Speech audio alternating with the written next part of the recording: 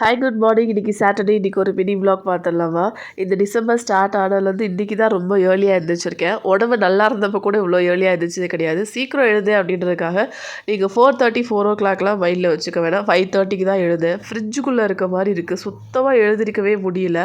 அலாரமே அடித்தாலும் உடம்பு ஒத்துக்க மாட்டேங்குது. ஸோ அதுக்கப்புறம் வச்சு ஃபோட்டோ எல்லாம் க்ளீன் பண்ணிவிட்டு கிட்ஸுக்கு வந்து இந்த கொஞ்சம் பனி அடிக்கிறனால வந்து காலையில் வந்து சத்து மாவு தான் போட்டு காய்ச்சி கொடுத்தேன். அதுக்கப்புறமேல் வந்து இந்த ரோட்டுக்கடை டிஃபன் சாம்பார் வந்து எல்லாத்துக்குமே எங்கள் வீட்டில் ரொம்ப பிடிக்கும். ஸோ தோசை மாவு தான் ஆட்டியிருந்தேன். இட்லி மாவு நான் ப்ரிப்பேர் பண்ணலை.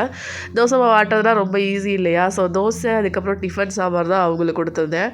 அதுக்கப்புறமேல் வந்து கொஞ்சமாக வாட்டர்மெலன் ஜூஸ் கொடுத்துட்டு அவங்கள கொண்டு போய் டியூஷனில் விட்டுட்டு வந்தேன். மார்னிங் டியூஷன் ஏன் அப்படின்னா எக்ஸாமினேஷன் ஸ்டார்ட் பண்ணனால 10 o'clock டியூஷன் தான்.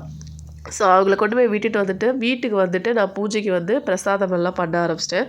ஸோ அவல் ரவா லட்டு எல்லாமே போட்டு ஒரு லட்டு மாதிரி நான் பண்ணேன். ரவா லட்டு மாதிரி தான், பட் அவல் சேர்த்து ஒரு மாதிரி டிஃப்ரெண்ட்டாக இருந்துச்சு. ஸோ அதெல்லாம் படைச்சி சாமிலாம் கும்பிட்டுட்டு ஆஃப்டர்நூன் லஞ்சுக்கு வந்து பீக்கங்காய் பால் கறி வந்து எங்கள் வீட்டில் எல்லாத்துக்கும் ரொம்ப பிடிக்கும். ஸோ இந்த பால் கறி வைக்கும்போது சாம்பார் குழம்புலாம் தேவையே கிடையாது.